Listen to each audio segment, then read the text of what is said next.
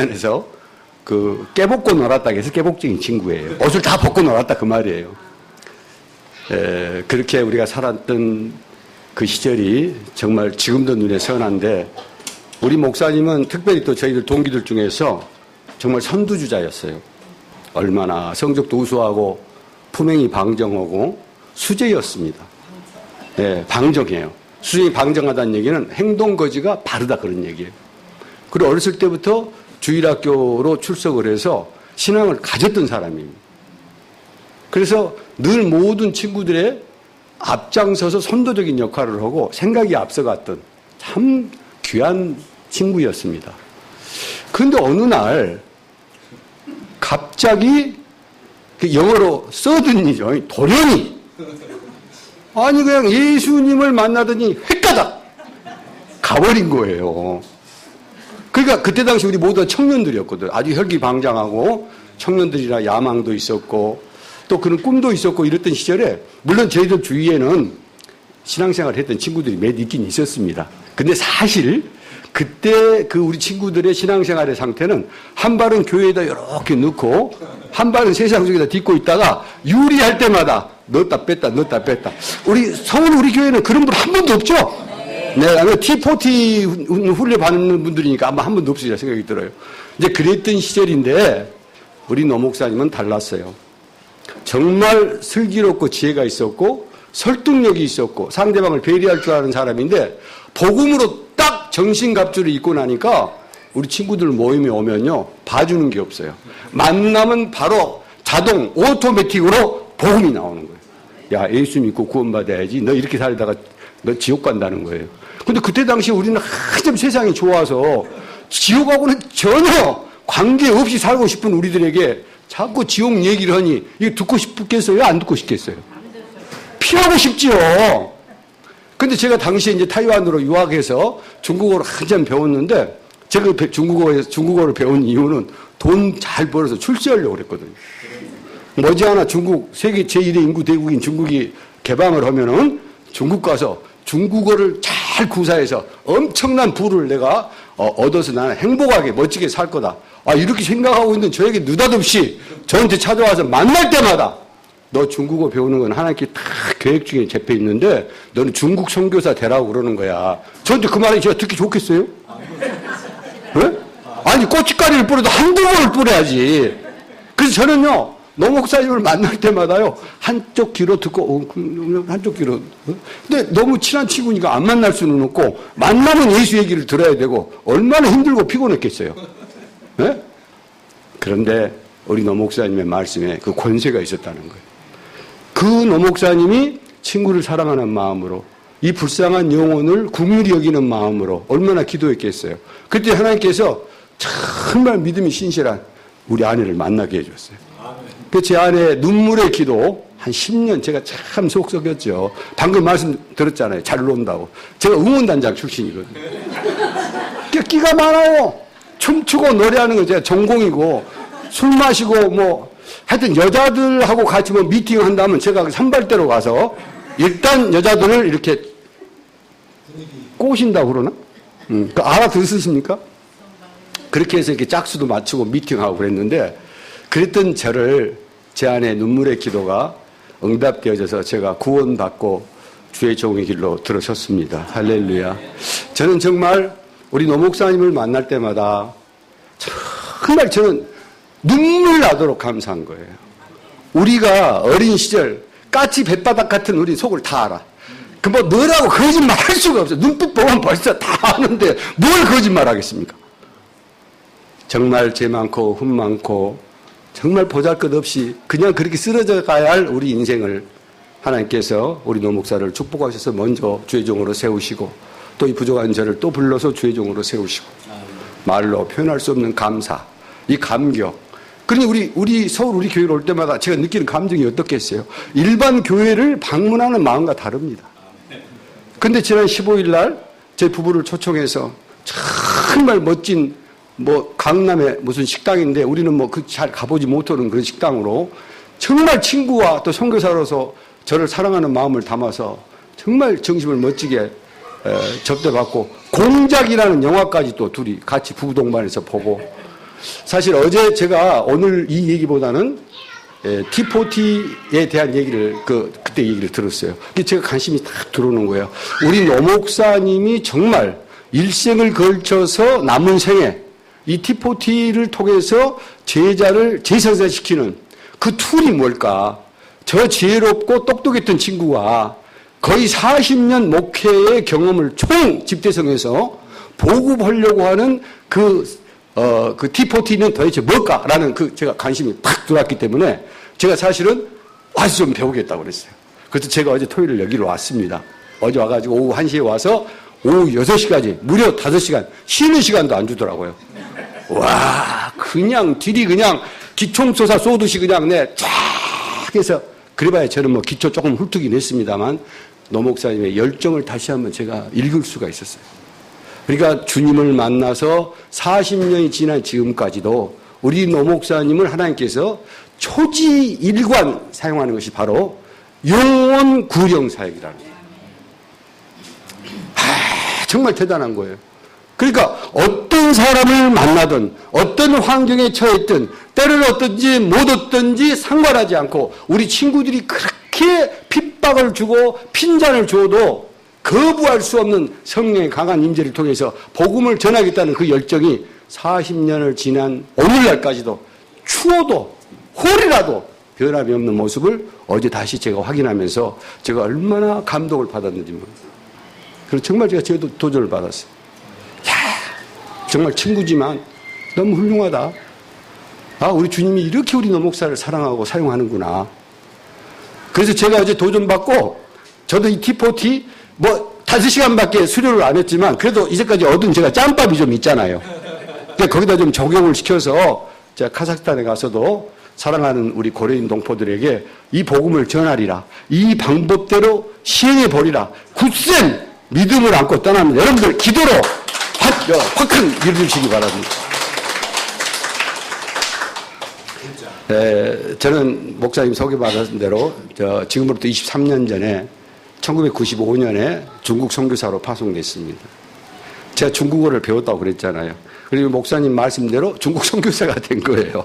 그래서 중국 선교사 가서 중국에서 제가 만 46세 때 가가지고서 만 64세까지니까 18년 동안 제 전 장년 시대를 정말 중국에 가서 한족들 그리고 중국 내에 있는 소수민족 중에서 카자흐족이나 또 우이구르족들 저는 이게 우리 그 조선족 동포들이 있었는데 조선족은 우리 동포들에게 대한 관심은 제가 없었어요. 그래서 이방 민족에 대해서 복음을 전하리라. 또 제가 중국어가 준비됐으니까 하나님이 그 방향으로서 사용해 주실 것이라는 믿음으로 그 일을 18년 동안 정말 열심히 진행하는 과정에서 중국은 아시다시피 우리 애국인이 중국 땅에 가서 복음을 전하는 건 헌법으로 규정되어 있어가지고 종교법 위반으로 불법입니다. 불법이기 때문에 정말로 안전 때문에 얼마나 많은 어려움을 겪었는지 몰라요. 그 암 걸릴 정도로 스트레스를 많이 받아서 저 안에도 저도 다 암 걸린 환자들입니다. 네, 근데 정말 하나님께서 저희들을 사용하시려고 초기 암 환자로 만들어 주셔서 저희들은 지금까지도 활발하게 이렇게 쌩쌩하게 하나님 일을 감당하고 있는데 그 안전에 대한 엄청난 스트레스를 받았을지라도 그 땅에 있었던 것은 정말 행복했었습니다. 정말 복음을 받아들일 수 있고 복음을 전할 수 있다라고 하는 대상이 있고 제가 사랑할 수 있고 또 그들과의 교제를 통해서 그들이 변화되는 모습을 보는 것이 저한테는 얼마나 큰 기쁨이었는지 몰라요. 그런데 예상치 못하게 지금으로부터 5년 6개월 전인 2013년 2월 1일 잊어버릴 수가 없죠. 평생. 북경 수도공항에 입국하다가 공안당국에 체포되고 말았습니다. 체포되어서 저한테 첫 번째 딱 묻는 질문이 당신은 중국에 들어와서 죄를 진 것을 압니까? 묻는 거예요. 제가 세상 죄를 진 적이 없죠. 제가 너 남의 것을 훔쳤겠어요. 누구한테 뭘 했겠어요. 그런데 그 땅에는 분명히 애국인이 중국 안에 들어와서 복음을 전하면 종교법 위반자로서 언제든지 강제 추방이 가능한 것이 법 조항에 적어져 있는 거예요. 그러니까 제 자신이 종교법을 위반했다는 것을 승인하면 아무런 내 호주머니에 있는 핸드폰이라든가 그 컴퓨터를 뒤지지 않겠다는 거예요. 그걸 뒤지면 저거 동역했던 선교사들 명단이 나올 수 있잖아요. 전화번호가 나올 수 있잖아요. 그러니까 그 사람들이 그걸 아는 거야. 죽으면 죽었지 우리는 그거 내놓을 수가 없잖아요. 그 자리에서 마저 죽어도 저로 인해서 우리 귀한 선교사들이 정체가 드러나서 그 땅에서 추방되는 일을 우리가 받을 수가 없으니까 그건 어떻게 하든 안 되는 일이니까 그렇게 딱 먼저 저한테 서두를 꺼내는 거야. 당신이 종교법을 위반했다는 것을 시인하면 당신이 가지고 있는 모든 자료는 그대로 가지고 가게 해주겠다는 거예요. 그러니 제 대답이 어떻게 나오겠어요? 할렐루야! 그래! 나 종교법 위반했다. 그렇게 대답이 나오잖아요. 예. 그래서 그날부로 바로 추방이 됐는데 사실 저는 그때까지만 해도 그 땅을 제가 떠나서 산다라고 하는 걸 생각해 본 적이 없어요. 그런데 그렇게 막상 떠나고 나니까 그 사랑하는 사람을 만날 수 없고 그 땅을 다시 갈 수 없다라고 하는 그 아픔이 상상을 초월했습니다. 너무너무 커다란 아픔이었어요. 그 심리적으로 위축되고 경제적으로도 어려움이 오고 또 육체적으로도 병이 오고 제가 전 목소리가 굉장히 카랑카랑했거든요. 응원단장 출신이니까 그냥 목소리 한번 빵 하면 그냥 막 운동장을 울릴 정도로 제가 그런 목소리를 가졌는데 후두 낭종으로 암 직전에 이게 낭종 수술을 함으로써 지금 목소리가 완전히 죽어버렸어요. 제가 옛날에 어렸을 때는 성악도 했거든요. 고음도 나오지 않고 이제는 소리도 지르지도 못해요. 그리고 고음으로 노래 부르면 그냥 목이 찢어져 버리는 거예요. 근데 그런 아픔을 겪으면서도 제가 내려놓을 수 없었던 것은 그리움이라는 거였어요. 사랑하는 사람을 만날 수 없다라는 그 그리움이 그렇게 힘들더라고요. 저는 오늘 서울 우리 교회에 이 성도 여러분들을 이렇게 뵈면서 정말 여러분들은 행복하고 즐거운 삶을 사신다라고 저는 생각해도 된다라고 생각하는 것이 뭐냐면 여러분들은 이 땅에 계시면서 정말 사랑하는 사람들 내가 맘만 먹으면 만날 수 있잖아요. 그렇죠? 예? 내가 섬기고 있는 사람들 있으면 찾아가서 만날 수 있잖아요. 내가 안 가서 그렇지 내가 가려고만 마음 먹으면 얼마든지 여러분들은 사랑하는 사람을 만날 수 있고 섬길 수 있는 사람을 접촉할 수 있고 복음을 전할 수 있는 사람도 만날 수 있다고요. 과연 우리가 얼만큼 그 귀한 소중한 것을 내가 느끼고 있느냐 없느냐의 차이뿐이에요. 근데 저는 그때 당시에 정말 그 그리움을 풀 수가 없어서 그때 하나님께 제가 기도하면서 저는 남은 생에 정말 저에게 또다시 하나님께서 그런 기회를 준다고 한다면 후회되지 아니하도록 복음을 전하는 자, 사랑을 나눌 자, 섬길 자가 있으면 내가 몸소 도시락 싸갖고 가서 만나서 섬기고 나누리라 이런 마음을 제가 가졌어요. 사랑하는 우리 서울 우리 교회 성도 여러분들 뭐 경제적으로 어려움이 있을 수도 있고 또 건강상 어려움도 있을 수 있고 그럼에도 불구하고 그 한도 내에서 정말 사랑하는 부모, 형제, 자매 아직 예수 믿지 않은 불신자가 있다면 우리 노양무 목사님처럼 정말 쫓아다니면서 T40를 훈련받은 여러분들의 그 자분을 가지고 복음을 전해서 그들의 또 재생산이 일어날 수 있는 일에 사용되어진다고 한다면 얼마나 커다란 기쁨이 되겠습니까? 그랬던 그 끝이 너무 힘들었던 저를 하나님께서는 그 긴 터널을 통해서 저에게 연단하고 훈련시키고 또 어려움을 겪게 하시더니 카자흐스탄으로 제가 사실은 그 중국에서 신학생을 훈련시키면서 카자흐족 제자 중에 카자흐족이면서 한족인 그 제자를 데리고 원래 저희들이 카자흐스탄 이슬람권으로 복음의 서진을 위해서 나가기로 저희들 비전이 돼 있었어요. 그래서 그 훈련을 쭉 쌓았는데 이 친구가 카자흐족이니까 카자흐 언어를 자유자재로 하잖아요.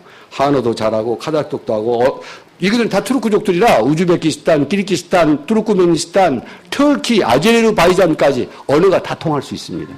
그래서 선교로 준비된 자원이에요. 그래서 그 준비된 자원을 같이 카자흐스탄에 들어가서 이슬람을 신봉하는 카자흐 사람들에게 앞으로 복음을 전할 것이라는 그런 계획을 가지고 3년 전에 2015년 9월에 제가 딱 지금 만 3년 돼가네요. 카자흐스탄 알마티로 들어갔는데 하나님께서는 저의 기도 제목과 전혀 상관없는 또 다른 하나님의 사역지를 준비해 두셨더라고요. 그런데 하나님이 준비한 것을 어떻게 아느냐. 우리가 이렇게 그 신앙생활을 하면서 오늘 우리 서로 우리 교회 여러분들도 이렇게 신앙생활을 하면서 그럼 하나님은 우리가 준비된 것을 하나님의 복음을 위해서 도구로 사용하신다고 하는데 그럼 준비된 것이 뭘까?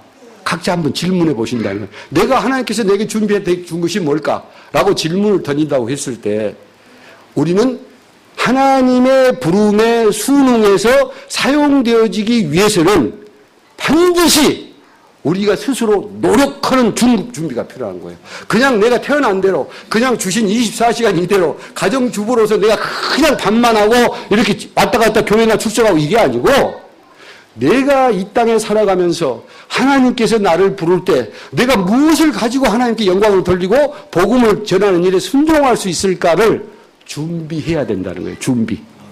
준비해야 되는 거예요. 각자 주어진 그 시간과 여건과 달란트를 가지고 찾아야 돼요. 그리고 노력해야 돼요. 그 시간을 투자해야 돼요.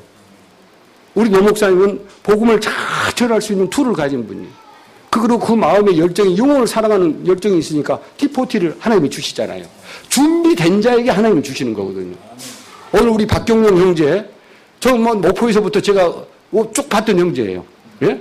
그때도 이렇게 열심히 교회 와서 섬기더니 뭐 이렇게 계속해서 찬양으로 지금 설교 듣지도 못하네 얘 때문에 지금. 예? 또 우리 이중화 장로님도 정말 초창기부터 지금까지 매 주일 어제 지난주에 참석 안 하셨다 제가 깜짝 놀랐네요. 예? 이중화 장로님 정말 늘 볼 때마다 저렇게 밝은 모습으로 환영해 주시고 하나님이 준비된 걸 쓰는데 여러분들 제가 5학년 돼가지고요. 5학년 돼가지고 이거 중국 선교사 시절입니다. 5학년 돼가지고 저는 어렸을 때 역사를 참 좋아했어요. 역사를. 그래서 저는 사실상 역사학자가 되고 싶었어요. 그래서 역사학자가 되고 싶었는데 그때 당시 제 부모님이 뭐라고 말씀하시냐면 너 역사 배워가지고는 밥 빌어 먹는다는 거예요. 예. 왜냐하면 역사를 배우면은 학교에 가서 국사선생밖에 할 것이 없어요. 국사선생. 그게 옛날에 선생님들 월급이 얼마나 박봉이었습니까? 지금은 뭐 그냥 교사 빵빵하지요. 뭐 교사하면 요새는 뭐 시집도 잘 간다고 그러대. 예? 근데 그때는 밥 빌어먹는다고 부모님이 반대해서 제가 사실 역사 전공을 못 했거든요. 그리고 제 부모님들은 아주 온불교의 아주 열성적인 그런 법사였어요.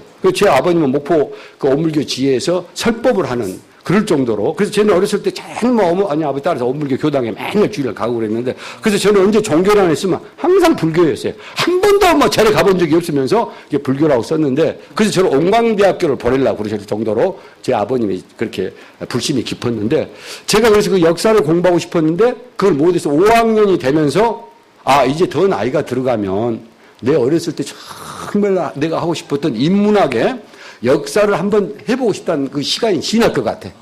정말 평생 후회할 것 같아요. 정말 무슨 목적이 있었던 건 아닙니다. 이걸 내가 그냥 취미로 내가 하고자 했던 것을 나는 한번 해보겠다 하고 전주대학교 대학원 역사연구소 대학원에 한국사를 제가 입학을 했어요. 졸업할 때는 영어로 또 시험 봐야 되더라고요. 영어로. 그래서 그게 조금 문제는 있긴 있었지만 그래도 믿음으로 하여튼 해가지고서 그 한국사를 제가 전공하고 영어 시험도 무난히 제가 패스한 사람이에요. 알아주세요. 우리 노 목사님 실력은 안 되지만은 사실 우리 노 목사님 정말 대단한 것이 친구 자랑은 뭐 괜찮은 거니까 여기 외에는 다른 데서는 안 하겠습니다. 사실 영어 독학한 거예요. 유학 한 번 간 적 없어요. 고등학교 때부터 이 사전을요, 이렇게 아주 남자가 끼고 다녔어요. 우리는 사전만 쫙 멀리 있으면, 우리 노 목사는 항상 사전을 옆에 끼고 다니고, 씹어서 먹어서 그냥 이걸 다 외우고 싶을 정도로. 그렇게 한 목표를 지어가면 정말 성실히 꾸준히 노력도 하고, 또 하나님 주신 천품도 우수했지만은 본인도 참 노력을 많이 했어요. 제가 어제도 이 강의를 잠깐 하는데, 어제 어떤 권사님 한 분 오셨어요. 오셔서 이렇게 하시는데, 가끔 영어로 한마디씩 딱 섞어서 하는데, 어제 정말 제가 한 가지 또 깨달았던 게 리펜트와 컴패션에 대한, 그러니까 회개와 자백에 대한 차이를 영어를 가지고 이렇게 딱 설명을 해주는데 얼마나 쏙쏙 들어오는지 몰라. 그래서 제가 그렇게 한국사를 전공을 했는데 제가 왜 이 얘기를 드리냐면 카작에 갔더니 저는 카작 사람을 상대로 복음을 전하려고 그랬는데 당시 고려인들 대상으로 운영되고 있는 한글학교, 새마을 한글학교, 또 고려 알마티, 고려 노인대학 2개 기관이 그 사람들은 한민족들입니다. 조금 더 잠깐 제가 이게 띄우려고 그러는데, 그 한민족들인데 이 한민족들은 1937년에 지금으로부터 한 81년 전에 소연방 시절에 연해주에서 살고 있다가 중앙아시아 쪽으로 강제 이주됐어요. 여러분들 아마 작년에 뉴스를 통해서 고려인이라는 얘기 좀 많이 들어보셨죠? 고려인, 이 고려인. 이 고려인이라는 단어에 민족적 비극이 담겨져 있습니다. 이 고려인이라고 하는 게. 근데 이 사람들은 사실은 1910년 경술국치 한일 합방 때 한일 무력 운동을 하기 위해서 수많은 애국지사들이 연해주로 넘어갑니다. 러시아 땅으로. 그래서 거기서 일제의 항구에서 무력 투쟁을 했던 독립투사의 후손들이에요. 너무너무 귀한 사람들입니다. 사실 독립운동을 하러 간 사람들은 얼마나 가정이 어려웠겠습니까? 일제로부터 계속해서 핍박당하고 수없는 아버지, 할아버지들이 다 일찍 돌아가신 거예요. 그러니까 남은 가족들이 얼마나 힘들었겠어요. 그렇게 살고 있는 그 사람들을 일제가 우리나라를 강점하던 시절에 1937년이니까 나라 없는 백성이 돼 있는 이 사람들, 아무런 힘이 없는 이 사람들을 일본 사람들과 모습이 비슷하다고 그래서 노일 전쟁 이후에 러시아가 일본한테 전쟁에 패하고 일본 사람들이 만주를 먹고 러시아도 호시탐탐 노리는데 혹시 한국 사람들 사이에 스파이들이 스며들면 얼굴을 구분할 수 없다 하는 그런 명분을 붙여가지고 거기 살고 있던 우리 고려인 동포들을 일주일 시간을 주고 강제로 중앙아시아로 내보내버립니다. 거기에 남아있던 모든 재산을 한 푼 가져갈 수도 없고 그냥 짐승이 타고 가는 화물 객차에 밖에 빗장을 가로질러가지고 밖으로 나올 수도 없고 열차 안에서 대소변 보면서 자녀들, 노약자들이 수만 명이 거기서 추위와 기아로 죽어갑니다. 그 사람들이 우리 우국지사들의 후손들이에요. 나라와 민족을 위해서 정말 최선을 다했던 그 귀한 사람들의 후손들이 나라가 없으니까 그런 꼴을 당하는 거예요. 사실 우리 대한민국이 존재해야만이 우리가 있는 거예요. 그래서 그 현장으로 이 사람들이 쫓겨와서 짐승 취급을 당하면서 삽니다. 소수민족으로 나라 없는 백성이니까 이 사람이 때리든 저 사람이 저걸 하든 누구한테도 항의할 수 없는 거예요. 말도 할 줄 몰라, 문화도 안 통해, 추운 겨울에 허벌판에 그냥 내 덩댕이 쳐져가고 그 현장을 지금도 가보면 정말 참혹합니다. 거기서 이 사람들이 살아남는 거예요. 우리 한민족은 정말 우수한 민족이에요. 어느 땅을 가든 어떤 환경 가운데서도요, 살아남아요. 살아남아요. 잡초 같은 근성이 있는 거야. 끈기와 운동과 노력을 통해서 살아남는데 이 사람들이 그걸 살아남기 위해서 하루속히 그 문화에 적응하기 위해서 한국인이라는 사실, 한글을 잃어버립니다. 거기에 동화되지 아니하면 살 길이 없기 때문에. 그런데 우리 한민족들, 우리 여기 부모님 세대에 계시지만은 정말 아무리 가난해도 내가 못 먹고 못 입더라도 자녀들 교육은 시키잖아요. 예? 그게 우리 한민족의 독특한 DNA예요. 그 땅에 가서도 거기서 자기네들은 먹을 것이 없고 추워서 다 굶어 죽어도 내 자식만큼은 교육을 시켜서 내 자식 때에 가서는 가난을 물려주지 않겠다라고 하는 그 염원과 그 꿈이 오늘날 고려인 동포들을 그 땅에서 우수한 전문직 종사자들로 키워내는 저력을 우리 어머니, 할아버지들이 보여주는 거예요. 참 우리 한국 어머니, 할아버지들 정말 위대해요. 예? 여러분들은 진짜 너무너무 위대한 분들이에요. 예? 세상적으로 볼 때. 그런 여러분들에게 복음까지 하나님이 주신다. 그 복음의 열정으로 다시 한번 재생산된다. 얼마나 신나는 일입니까? 예. 그래서 그 사람들은 한글을 잃어버렸기 때문에 저희들이 무슨 일을 하냐면 그들에게 역사적 조국이 돼버려. 한국은 역사적 조국이 돼버렸어요. 그 역사적으로 한국이 있었구나 이거예요. 근데 그걸 갖다가 저희들이 이제 당신들은 한국이 역사적 조국이 아니고 가슴으로 느끼는 조국으로 저희들이 그 꿈을 안고 제가 동족을 사랑했던 바울이라는 설교 제목을 제가 정한 것. 자, 오늘 말씀 잠깐 보겠습니다.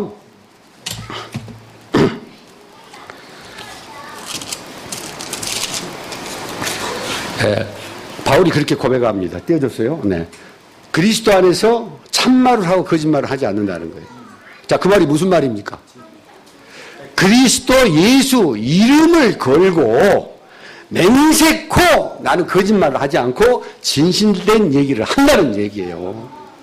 아니 그냥 하면 될 텐데 나는 거짓말 하지 않고 참말만 합니다 하면 될 텐데 거기다가 어떻게 예수 그리스도 이름을 거냐 이 말이야. 예? 얼마나 사도 바울이 간절히 바라고 있는 마음이면 그리스도 안에서라는 그리스도 이름을 팔겠냐 이 말이에요. 그리고서 합니다. 큰 근심 있는 것과 마음이 그치지 않는 고통이 있다는 거예요. 우리가 사도 바울을 한번 생각해 보면 여러분들 고린도 후서 좀 시간 없으니까 11장 23절에서 27절까지 나중에 한번 찾아보시기 바랍니다. 거기 보면 사도 바울이 겪었던 고난에 대해서 나오는데 정말 처참한 죽음의 문턱을 수십 차례 드나듭니다. 복음을 전하기 위해서 예수 그리스도를 전하기 위해서 자기 하나밖에 없는 생명을 초계처럼 여기고 자기가 세상 속에 노렸던 온갖 부귀영화는 배설물로 여기고 복음 그 하나를 들고 살아왔던 바울, 정말 의연했던 바울을 생각하면 믿음, 정말 기독교 역사에 회세 전무후무한 족적을 남긴 믿음의 사람, 이방 선교의 아버지, 우리가 모든 형용 수식을 다 붙여도 부족함이 없는 사도 바울이 놀랍게도 죽음 앞에서는 단 한 번도, 복음 안에서는 단 한 번도 두려움이 없던 사도 바울이 마음에 그치지 않는 커다란 고통과 근심이 있다는 거예요. 놀랍지 않습니까? 하나밖에 없는 생명마저도 나는 그리스도 예수를 위해서 내놓는다면 내놓을 수 있는 사람이 무엇 때문에 이렇게 커다란 근심을 가지고 있을까? 그 해답이 3절에 나와 있죠. 보세요. 나의 형제 곧 골리게 친척을 위하여. 그 말이 뭔 말입니까? 나의 형제 곧 골리게 친척을 위한다. 이 말은 나와 동족인 유대인의 구령 사업을 위해서 그 말이에요. 유대인에게 복음을 전하기 위해서라면 유대인들이 지금 그때 당시 예수를 죽인 사람으로 인정돼 가지고 2차 대전 때 유대인 학살 히틀러에 의해서 600만이 학살되잖아요. 유대인들이 십자가에 예수님을 죽였다 해서 유대 민족을 그렇게 미워하는 거거든요.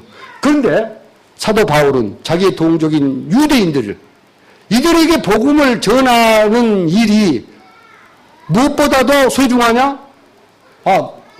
내 자신이 저주를 받는다. 누구한테 저주를 받아요? 예수님한테 저주를 받더라도. 그 말이에요. 그러니까 자기는 예수 그리스도를 복음을 전하기 위해서 하나밖에 없는 생명을 내던질 수 있는 사도 바울이 유대인의 복음을 전하는 일이 예수님으로부터 반대되어져서 저주를 받나 한다 할지라도, 그래서 예수님과의 나의 관계가 끊어진다 할지라도 자는 원하는 바라는 거예요. 얼마나 동족을 사랑했으면, 얼마나 우리 유대인의 동족에게 복음을 전하기를 원했으면 사도 바울은 이런 고백을 하게 됩니다. 자, 여러분들, 진짜 이 얘기 들으면서요, 사랑하는 내 남편, 사랑하는 내 아내, 사랑하는 내 자녀, 며느리, 손자, 손녀, 아직 복음을 받고 있지 않다고 한다면 정말 반성해야 합니다. 네? 사도 바울은 그렇게 예수님이라고 하면 환장해가지고 예수님만 쫓아다니면서 죽기를 각오하고 복음을 전했던 이 사람이 내 동족, 내 사랑하는 부모, 형제, 자녀들에게 복음을 전하지 아니하면 나는 의미가 없다는 거예요. 의미가 없다는 거예요. 예? 자기가 한 일에 대해 의미를 찾을 수 없다는 거예요. 여러분들 혼자만 오늘 이렇게 우리 교회에 나오신 분들 많은데 그러지 마시고 오늘 이 말씀 들은 이로 자 T40 우리 목사님들 훈련 다 받으셨죠? 먼저 가족 구원부터 시작을 해서 정말 다음에 우리 교회로 왔을 때는 부부 동반해서 또 저 자녀들과 손자들과 함께 예배드리는 그런 모습 보여주세요. 아멘. 네, 감사합니다. 네, 그래서 그런데 이제 권리 경쟁을 하는데 저도 이제 중국에서 계속해서 이방 민족만 사역하다가 카자흐스탄에 가니까 그 동족들의 눈에 저게 보이게 돼요. 한민족을 저기 붙여주시니까 제가 어떻게 됐겠어요? 이 말씀이 그대로 제 가슴을 치더라고요. 그렇구나. 동족 선교가 얼마나 소중한 것인가. 사도 바울은요, 1, 2차 전도 여행을 떠나서 각 지역을 갈 때마다 반드시 회당에 먼저 갔습니다. 회당이라고 하는 유대인들이 모이는 곳이에요. 유대인들의 교회를 우리가 회당이라고 그러는 겁니다. 회당. 그러면 이 사람이 이방 선교를 하러 갔음에도 불구하고 항상 회당에 먼저 가서 복음을 전하고 그 다음에 이방인의 순서로 갑니다. 여러분들이 잘 아시는 사도행전 16장 보면은 두아디라에서 루디아를 만나죠, 루디아. 자주상사 루디아도 이 두아디라에서 루디아를 만날 때 사도 바울이 빌립보는 그때 당시에 유럽 선교의 첫 기착지입니다. 아무도 복음이 전해지지 않은 곳이 있음에도 불구하고 사도 바울이 그곳에 가서 며칠간 유하면서 집회처라도 있는가 하고 어스렁어스렁 찾아다녔다고 기록되어 있어요. 집회처는 뭐냐? 회당의 아랫단계예요. 그러니까 규모가 적은 건 집회처라고 그럽니다. 그리고 이미 규모가 갖춰지면 그걸 이제 회당이라고 그러는데, 그러니까 단 한 사람도 복음을 들을 사람이 없고 유대인들이 살지 않은 그곳에 가서도 집회처가 있는가 어스렁어스렁 거리다가 집회처는 찾지 못하고 강가에 모여있는 루디아와 여인들을 만나게 되는 거예요. 그러니까 그만큼 사도 바울은 동족에 대해서 복음을 전해나겠다라 하는 그 열정과 마음이 그 사도 바울의 사역 전생에 걸쳐서 그대로 성경에 나와 있는 거예요. 그래서 오늘날 여러분들도 그러한 마음을 가지고 우리 가장 가까운 동족들에게 복음을 전하고, 저는 몇 분까지 끝내면 됩니까? 5분, 다 됐죠, 시간이? 네네. 그러면 이제 제가 순서로 좀 해주시기 바랍니다. 가작, 잠깐. 제가 준비한 파워포인트를 가지고. 이걸 보고 있고.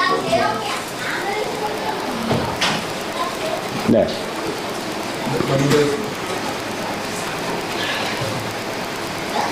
자, 강제이주 80년. 지금 현재 우리 카자흐스탄에 있는 고린농포는 강제이주 80년이 됐습니다. 지금도 동토 이 땅에서 까레이스키라고 하는 얘기 들어보셨죠? 까레이스키는 고려인이란 뜻입니다. 고려인은 러시아어로 까레이스키 그러는 거예요. 그러니까 전국에 살고 있는 우리 한민족은 조선족, 중앙아시아에 살고 있는 우리 한민족은 고려인 까레이스키. 그래서 까레이스키는 러시아어입니다. 러시아어. 까레이스키들은 복숭아꽃, 살구꽃, 아기 진달래와 함께 들던 고향의 봄을 그리워하고 있습니다. 이분들 데리고 모국 방문을 제가 1년에 한 차례씩 하면요, 이 고향의 봄을 부르면서 눈물바다가 됩니다. 나의 살던 고향은 꽃피는 산골, 복숭아꽃, 살구꽃, 아기 진달래. 이 고향의 봄, 그렇게 모국을 그리워하며 정말 자기 조상들이 그렇게도 꿈에도 그리던 조국의 사냐, 정말 거기서 독립운동 투사로 일제강점기에 거기서 피를 뿌리고 죽었던 그 사람들이 한 번도 조국 땅을 밟지 못하고 죽었던 그 후손들이 부족한 저희들의 섬김으로 매년 지금 5년차 한국을 방문합니다. 한국을 방문하는데 시간이 많지 않으니까 이걸 다 보여줄 수는 없고요. 한국을 방문하는데 우리가 한국을 방문시키는 목적이 있는 거예요. 물론 그들에게는 모국을 방문한다라고 하는 정말 말로 꿈도 낄 수 없는 그런 일들이 진행되지만 우리의 궁극적인 목적은 그들에게 복음을 전하는 거예요. 단 한 차례도 교회를 출석해 보지 않은 사람들이 거의 96, 7%라고 됩니다. 100명이면 서너 명 교회 문턱을 가보고 나머지는 단 한 번도 교회조차도 가보지 않은 사람들이에요. 이 사람들이 모국 방문을 통해서 교회를 접근하는 방법을 제대로 이용을 하는 툴로 사용을 하는 거예요. 그러니까 이 사람들을 일단 교회에 대한 인식을 바꿀 수 있는, 그렇게 하기 위해서 이제 오면 이분들이 소정의 비용을 내는데 그 비용 갖고는 여행 비용이 도저히 안 되죠. 그러니까 제가 거기서 지금 교장 선생님을 맡고 있습니다. 할렐루야! 제가 아까 그 얘기하다 말았는데 제가 역사 선생이 됐었거든요. 역사를 전공했는데 마침 역사 선생님을 찾았어요. 역사 선생님을 찾는데 역사를 전공하고 또 이거 뭐 자랑이니까 제가 안 하려고 그러는데 어쨌든 거기 교장이 되려고 그러면 뭐 박사학위도 있어야 된대요. 근데 제가 한국사 전공했죠. 또 제가 이름에도 또 우리 노양모 목사님 친구니까 박사학위도 있어요. 그래서 제가 이 교장 선생이 돼요. 교장 선생이. 교장 선생이 되놓으니까 모든 교장 선생님이 다 해결해야 되는 거예요.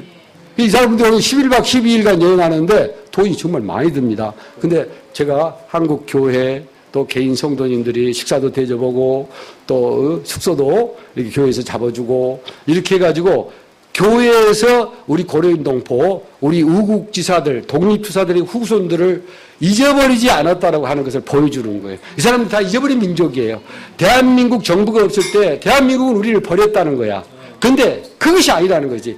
그들이 한가한 눈물과 슬픔을 닦아줄 수 있는 거는 뭐다? 바로 십자가의 사랑이다. 이걸 그들에게 심어주고 훈련시키고, 그러면 한국에 와서 이렇게 사랑을 많이 받는데 뭔가 답례가 있어야 되지 않느냐. 그래서 저희들이 찬송가를 훈련시키는 거예요. 찬송가. 그러니까 이 사람 찬송가 하겠어요? 안 하겠어요? 하지요. 찬송가 하지요. 찬송가도 하지요. 고향의 몸도 하지요. 하면 내 나이가 어때서도 합니다. 야야야 내 나이가 어때서 딱 이거 하는 거예요. 그러면 교장 선생님 저도 같이 가는 거예요. 그래서 같이 막 그렇게 하는 거예요. 아까 춤추는 거 한번 보여주라고 그랬죠. 이렇게 보여드릴게요 제가. 네. 정말 재밌게 놉니다. 그들과 재밌게 그리스도 안에서 노는 거예요. 그러니까 그들이 파티를 할 때마다 이제 교장 선생님이 가야 파티가 시작돼요. 얼마나 저를 존경해 주는지 몰라요. 그래서 가장 상석에 앉히고요. 제가 덕담을 먼저 시작하면 파티가 시작이 되는데, 그 사람들은 우리나라 사람들 소주 마시듯이 보드카를 마셔요. 그리고 러시아 문화가 노래, 춤, 모담을 사용 못해요. 교장 선생님 자격 없어요. 근데 딱 적격이잖아요. 제가 아주 교장 선생님으로 딱 적격이에요. 그러니까 뭐 그 사람들하고 만나서 같이, 제 아내는 사실요 FM이어가지고 시집 올 때 노래 딱 한 곡 알았어요. 그래가지고 제 친구들이 그냥 길이 나 여기 때려도 노래 한 곡밖에 없으니까 소용없어. 근데 우리 아내도 요즘에 노래를 많이 알아요. 왜? 이분들이 사모님한테 찾아와서 낭랑 18세, 소양강 처녀, 이거 자기 할머니, 어머님들이 불렀던 노래라는 거야. 근데 그거를 가사를 잘 모르고 이게 잘 음이 안 나는데 그것만 어디서 흘러나오면 할머니 생각이 나고 어머니 생각이 나니 이걸 좀 가르쳐 주세요. 그러면 제 아내가 가르쳐 줘야 되겠어요? 안 가르쳐 줘야 되겠어요? 예. 네. 그러니까 소양강 처녀를 느닷없이 그냥 유튜브에서 찾아가지고 밤새 그것을 애우고 해가지고 할머니한테 가르쳐 주는 거예요. 네? 그러니까 낭랑 18세도 알고요. 이제 소양강 처녀도 알고 많이 세련됐어요. 그게 세상적으로 타락일까요? 아니죠. 아니죠. 그렇지 않죠. 그래서 이분들은 그러한 문화를 우리가 뛰어넘으면서 마음이 열리는 거예요. 그러니까 마음이 촉촉하게 접쳐진 상태에서 복음을 전하니까 지금은 목장 모임으로 15명이나 모여서 예배를 드리고 있습니다. 할렐루야. 네. 그런데 저는 어제 정말 귀중한 툴을 하나 더 받았어요. 네? T40는 보니까 강계 전도가 아니고 그냥 무차별 사격이더라고. 그냥 만나면 바로 즉방! 네? 우리 아주 노목사님 스타일이에요. 아주 딱 맞겠더라고요. 그래서 제가 어제 한 수 배우면서 정말 감사하게 생각했습니다. 그래서 부족하지만 정말 우리 서울 우리 교회가 가지고 있는 그 비전 T40가 정말 한국을 변화시키고 더 나아가 부족한 저희 카자흐스탄까지도 보급되어져서 정말 예수 믿고 구원받은 천국 시민들이 세계 각처에서 일어나는 일에 조금이라도 제가 동참하고 또 여러분들이 기도로 후원해 주시기 바랍니다. 감사합니다.